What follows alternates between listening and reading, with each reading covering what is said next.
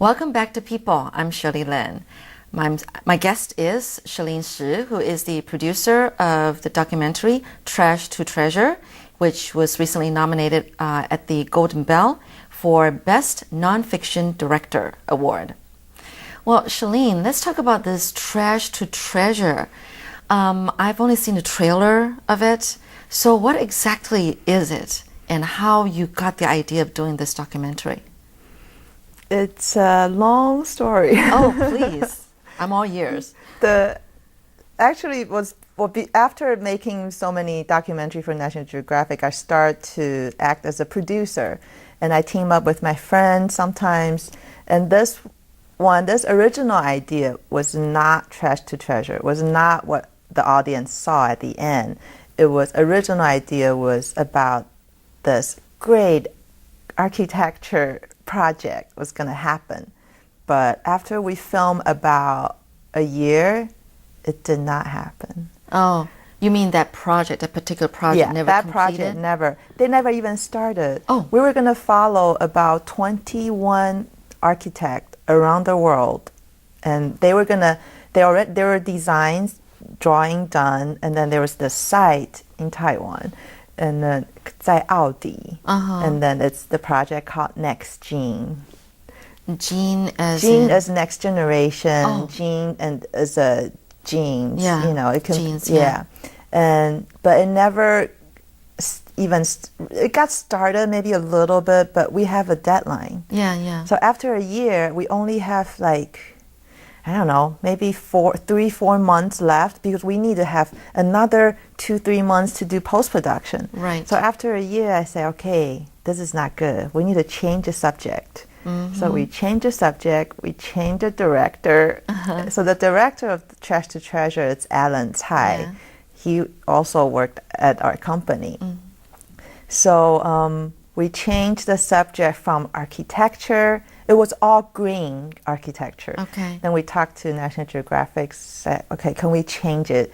They said, yeah, you can change, but not so dramatically to totally different thing. Right. So we kept looking, are there any green kind of, future architectures in Taiwan? There are not that many. Okay. And then Taipei 101 at the time they want to become the tallest green building in the world. Right.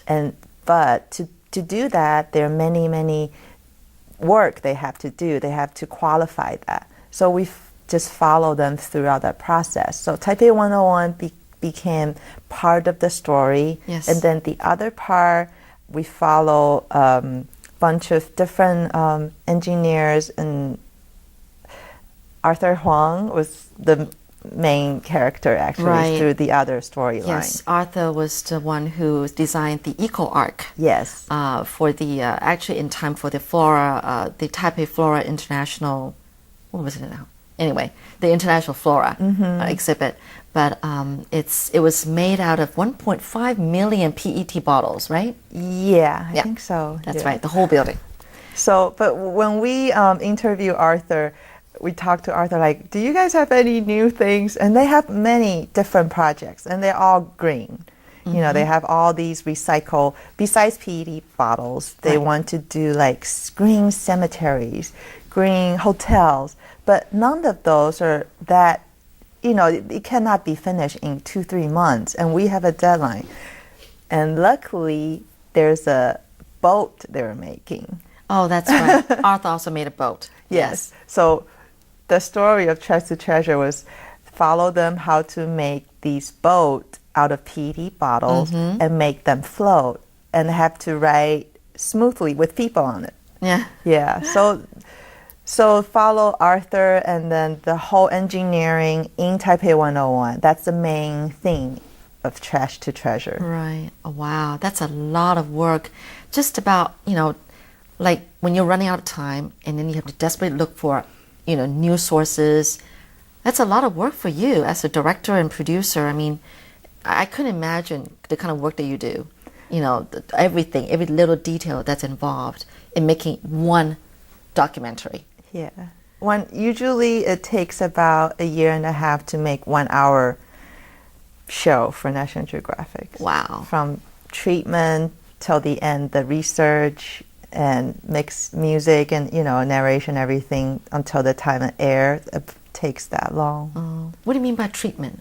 Treatment, it's the script. Yeah, so before we have to make summary of, because documentary is not like drama film. Right. It's we imagine, okay, what's going to happen if I want to make a story of you. I imagine what your day to be like. I'll talk to you first, but it's not guaranteed your day will turn out to be what I imagine. But we have to write it out anyway. Oh. Yeah. So that means you keep changing the script? Yes, all the time. All the time. But before we sign the contract with National Geographic, the treatment has to be approved. That means they think, okay, this is possible to turn out to be a 1-hour show, and this is workable, and this won't be too much problems, And then, so that takes a couple months to have them approve and sign the contract, and then get to really start filming. Wow. Well, I haven't said congratulations yet, by the way, for winning sorry for getting nominated for Best Nonfiction Director Award.